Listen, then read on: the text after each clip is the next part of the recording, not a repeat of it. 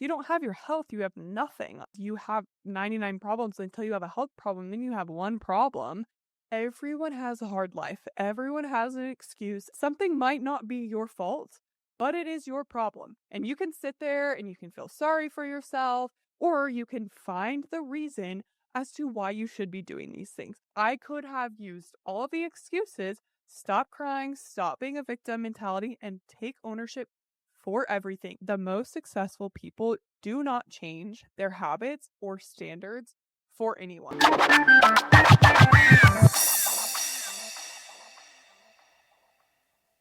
Welcome back to the Hot and Healthy Show, the podcast where we cut the excuses, tell the truth, and build the discipline it actually takes to become the hottest and healthiest version of yourself. I'm your host, Maddie Bunker. Let's get into the episode. I've been in the coaching space for over 4 years now, and I have helped over 700 women. And in that time, I've realized that there are 6 character traits that people have that they have developed or they already had initially coming into the program who are successful. So the women who are the most successful, not only in the short term, but also in the long term, have developed these 6 habits. And it's also something that I have embodied that's made my life so much easier and made it to where health and fitness and looking and feeling my best is easy for me now because I've developed these character traits. And if you implement these, I promise you the effects will be that you become the hottest and healthiest version of yourself. And it's so much more than just looking a certain way, but really embodying these things so that you do become the person who is in shape. You do become the person that other people look up to because you truly embody that type of person. The first character trait that the most successful women have is every decision that they make, they have their goals at the forefront of their mind. And this isn't in a restrictive way or a way of, health and fitness being something that they have to think about, but it's something they want to think about. For example, when I go on vacation, my first thought is there going to be a gym? Not in a way of like, oh my gosh, I'm going to lose all my progress if I don't work out, but it's just something that I enjoy doing. I'm constantly thinking when we go out to eat, okay, what am I going to choose on the menu? And is that going to help me with my goals? Of course, there's times where I'm going to be overindulgent. I'm going to enjoy the desserts or whatever. But 90 to 95% of the time, my goals are at the forefront of my mind. And there's going to be different phases where obviously maybe I'm in a growth phase or a maintenance phase where I have more flexibility and more freedom. Right now I'm in a cutting phase. And so, yeah, I am a little bit more restrictive. Yeah, my goals are at the forefront of my mind for every decision that I make. And it's not in a restrictive way, it's in a way of looking and feeling my best is always going to be a priority to me. And I actually enjoy living my life like that. And I've noticed among the women who are the most successful, not only in my program, but that I've seen online and other coaches and things like that, they're constantly thinking about their goals. And it's not in an unhealthy way, it's in a way actually being able to have that freedom. Because freedom to me is looking and feeling my best. And I think we've gotten it so twisted in America that freedom is being able to eat whatever the hell you want and eating like absolute shit and not caring and drinking all the time. That's not enjoyable to me. That's not freedom to me. To me, freedom is feeling my absolute best and being empowered to be able to choose the healthier option on the menu because that's what's going to make me feel good. And being able to walk somewhere instead of driving or going to the gym while other people are still sleeping, that's freedom to me because I know I can take care of my body and it can always be something that's my number one priority. And I think that should also be everyone's number one priority because if you don't have your health, you have nothing. One of my favorite quotes is you have 99 problems until you have a health problem, then you have one problem. And you're going to put off your health until you absolutely cannot. You're going to pay for it now, or you're going to have to pay for it later in medical bills or time or money or energy. And so that's why it's so important, that you need to stop looking at it as something as negative and look at it as something positive and empowering. The second thing is working out and eating healthy is like self-care. It's like brushing your teeth. It's just something that you do. Every single morning I'm not waking up being like, oh, I hope I make it to the gym today. I hope I feel like it. Or, I ask myself, do you feel like going to the gym today? Are you motivated? It's just something I do. I make my bed every morning without thinking about it. I brush my teeth every morning without thinking about it. Same thing with the gym. It's just not an option. And I think that's where so many women go wrong is they're making health an option. They're making putting good foods into their body an option. They're making going to the gym an option and it shouldn't be. Taking care of your body should be bare minimum. Putting good foods into your body 90% of the time should be bare minimum. And I know we've been raised in a society where that's not the case, but that's twisted and that's messed up. And that's how you live a life where you're sick and you're unhealthy and you're overweight and you're miserable. No one who is overweight actually enjoys being overweight and unhealthy because they don't have energy. They're at risk for so many more diseases. It's not freeing. It's not fun to live that way. So, yeah, being able to take care of your body is something that you should prioritize and it shouldn't be an option. And so, the women who are the most successful on their fat loss journeys and their just health and fitness journeys overall are people who don't even think about it. It's just something they do, it's always going to be a priority to them. Even when I'm on vacation, there are some vacations, of course, where maybe you don't have gym access or you want to take a week off, and that's totally fine. But majority of the time, yeah, I still do want to move my body when I'm on vacation because I want to feel good all the time. And I actually enjoy going to the gym and eating healthy and taking care of my body. It's not a free for all when I'm on vacation, and we've normalized that, and we shouldn't. So start making the gym and thinking of going to the gym as something that is just on your to-do list. It's like self-care. You wash your face every day, whether you're motivated or not. You brush your teeth, whether you're motivated or not. Same thing with the gym. Stop making it an option and make it a non-negotiable. Number 3, kind of along the lines of this, movement is a subconscious habit. I'm always thinking, like, where can I get more steps? How can I walk more? So my life is almost less efficient to be more efficient. For example, I'll take multiple trips from the grocery store or my car up to my apartment. I will pace around my house whenever I will pace around my house when my food is heating up in the microwave. Or I will park further every single day at the gym, at the grocery store, wherever I'm going to get more steps.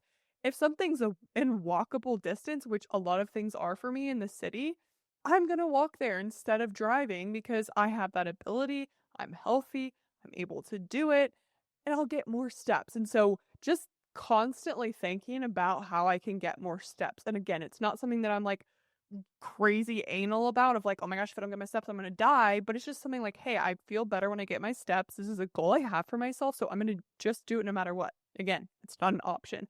So constantly thinking about where can I get more movement? How can I get more steps? In a way that is just like a part of my lifestyle. I don't even like think about it anymore. It's just like something that I do.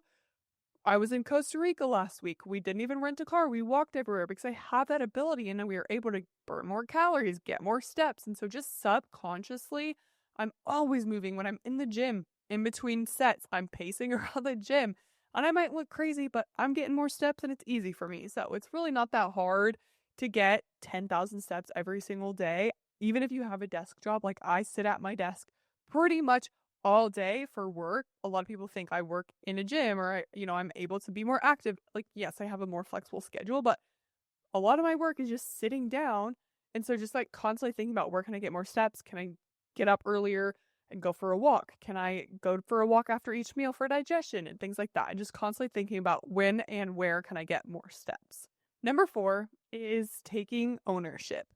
Everyone has a hard life. Everyone has an excuse. Everyone has something that they could use as an excuse stopping them from reaching their goals. But people who are successful do not look at it as a victim mindset. Something might not be your fault, but it is your problem.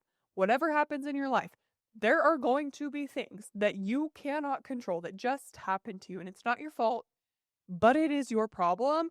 And finding a solution is your problem. And you can sit there and you can feel sorry for yourself and you can blame all these things. You can blame your hormones. You can blame your metabolism. You can blame your parents for giving you bad genetics or a bad home life or whatever it is.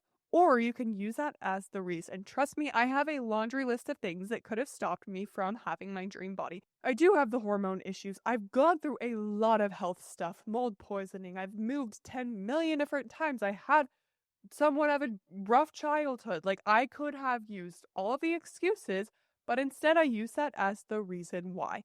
There's always going to be something, and you can have a victim mentality and feel sorry for yourself, or you can find the reason as to why you should be doing these things. You can have a victim mindset and feel sorry for yourself and never reach your goals, or you can figure out what you can do to change it, change your circumstances, change your habits, change your beliefs, and do the things that you want to do, because yes, anyone can do anything in this world. It might be harder for you. I'm sorry, boo hoo. I'll tell you that you have the worst life. Congratulations. What now? You wanted everyone to feel sorry for you. What does that get you? Absolutely nothing. So stop crying, stop being a victim mentality, and take ownership for everything. Even if it's not your fault, it is your problem, because you're going to be dealt these circumstances. But as long as you do make the most of those circumstances, you will be successful. It might be harder for you. It might suck. It might be miserable, but you can do it and you can change your circumstances. Number 4 is being boring. Being okay with being bored. Food doesn't always have to be exciting. For me, I eat pretty much the same things every single day because I don't want to have to decide every day what I'm going to be eating. Decision fatigue is a real thing. And so every single morning, I don't want to have to get up and think about, what am I going to make today? What am I going to make today? What exciting Pinterest recipe am I going to find that takes me 12 hours to make? That's overwhelming. If you want to do that, great. But I really think the most successful people are okay with the boring things. Boring things work. Boring meals. Sometimes boring workouts. Getting your steps in every single day, just sticking to the basics is what truly works. Your variety can be, when you go out to eat, I'll go out to eat once or twice a week with my friends to be social, to have fun. There's my variety. But when I'm at home, I like it to be as simple as possible. And it's not always going to be fun. I hear all the time, well, I didn't feel like eating my meal prep, or I wasn't hungry when I needed to eat, or I was hungry and I ate all my It sucks. Like, I don't know what to tell you. There's not a magic answer. It sucks, but it's so much easier when you're just eating these boring meals. And if you have the time and you want to make a fancy meal every single day and track that in MyFitnessPal, by all means do it. But most of us just do not have time for that. So you have to be okay with the boring stuff, the boring meals, the boring workouts, sleeping and recovering. That's not exciting. That's not sexy. I know there's a lot of things out there on Instagram that is sexy and the newest quick fix and fad diet and all those things. The boring things are what work, and you have to be okay with being boring. Number 5, working out becomes something that is absolutely necessary for your happiness and mental health. It becomes something that you look forward to and that you love. For me now, if I don't work out, it's not me freaking out because I know I'm going to gain weight or I think I'm going to lose all my progress. I know that's not true. But for me, for my mental health and just my happiness overall, I need to work out. Last week when I was on vacation, no one talked to me until I get my steps, I get my workout in, I have my caffeine. I want to work out even on vacation or else I'm going to go crazy. And it's not because, again, I think I'm going to ruin my progress. It's because that's what makes me feel good. I'm more energized when I work out. I'm a happier person. It's literally for my mental health. And when you start your day with something hard, the rest of your day gets so much easier. And so having those routines on those habits, working out, the most successful people, working out become something that they crave. They want it. It's for their mental health over burning calories. Yeah, going to the gym for me used to be, oh, I need to burn as many calories as I can. Oh, I need to, if I don't work out, I'm going to lose all my progress. I'm going to get fat. I can't eat if I don't work out. For me now, I know that's not true, but it's literally just for my mental health and my happiness overall, working out. And that's how every successful person becomes. Whether you love working out or not, it makes you feel good. And so you want to do it and you do not want to miss it. And number 6, and honestly one of the most important ones, and I think probably my favorite, is the most successful people do not change their habits or standards for anyone. So many people are on the right track. They're doing good. And then they get around people who drag them down, who talk down on them, who judge them for tracking their food, who encourage them to drink more or who tell them it's okay if they have a dessert. And then they mold into that person, and you truly are the people that you surround yourself with. Yes, that is 100% true. However, if you are around people who do not have the same standards as you should be able to uphold your standards around them and know that, like, this is still a priority to me. It doesn't matter who I'm with, I'm still going to choose the healthier option on the menu. I'm still going to work out every single day. For example, I was out of town with I was out of town with some of my friends, and every single night they wanted dessert. Awesome, I'll go with you, but that what didn't align with my goals at the time, so I just didn't have it. I didn't mold my standards just to fit in with them. And obviously they weren't like telling me that, oh, you have to have dessert. No one cared. It didn't matter. Then I was on a trip again last weekend. No one else was going to the gym, but I was getting up early going because that's my standard. You should not change your standards for who you are around. But with that, it is so much easier to be successful on your fat loss journey if you are around people who also have the same goals, because you do become who you surround yourself with, especially if you're not strong enough, you're not consistent enough, you're not self-disciplined enough yet. If other people aren't working out on vacation, you're probably not going to do it. If other people are drinking all the time, you're probably going to start drinking. And so changing your environment, changing the people that you surround yourself with will be the number one thing that's going to help you be successful. Is if you can put yourself in environments and rooms with people who are constantly trying to better themselves, because you're inevitably going to want to do that too. But again, no matter who you're around, you should not change your standards for anyone. You have your goals, you have your standards for yourself, and that should be kept no matter where you are, no matter who you're with, no matter what time of year it is, because those are your absolute standards and non-negotiables. So, to summarize, the 6 things that the most successful people have and the most fit people that I've seen have. Number 1, every decision they make, they have their goals at the forefront of their mind. Number 2, working out and eating healthy is like self-care. Number 3, movement is a subconscious habit. Number 4, they take ownership. They're never a victim. Number 5, working out becomes something that is necessary for their happiness and mental health. And number 6, they do not change their habits or standards for anyone. Thank you guys so much for listening. Hopefully you enjoyed this episode. If you found it helpful, make sure to leave a rate and review, share it with a friend that would benefit from it as well. And remember, confidence does not come knocking at your door. Go out and build it. We'll catch y'all in the next episode.